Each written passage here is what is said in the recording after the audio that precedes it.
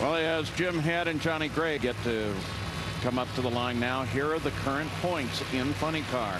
Continues to be a moving target with Jack Beckman moving into position to possibly take over the points lead. He gets the win. He will. It's 20 points per round. He's 15 behind, so he's got to win the race, and so he'll have to beat either one of these two drivers right here, either Jim Head or his teammate Johnny Gray, who has an outstanding race car. This is your number 2 and 3 qualifier. Jim Head qualified number 2 with a great pass on Friday night, but consistently run after run in the heat.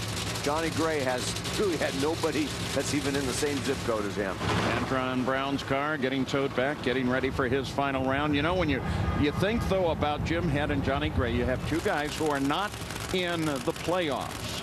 One of them's going to get into the final. One of them could have a substantial impact on the playoffs themselves. Dave Reed. Well, if you talk to Jim Head, he'll tell you that the first one to tell you that he's lucky to get this far.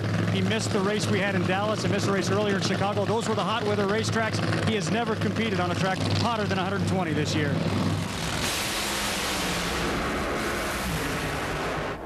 Look at that. Wow.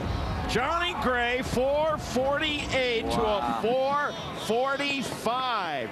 Johnny Gray, runner-up at Maple Grove. He was fast then. He's fast now. He's now in his 4th final round of this year. Watch Johnny Gray had to backpedal right there, just like we saw with Steve Torrance, and he still got the win. The margin of victory was 6/10,000ths of a second. It was almost a dead tie.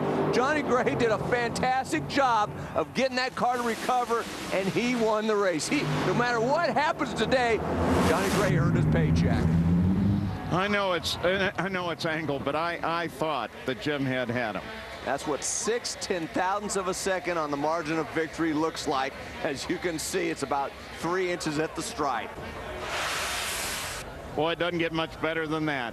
Well, the finals in Funny Car, Jack Beckman looking for back-to-back wins, and Johnny Gray looking for his 2nd this year.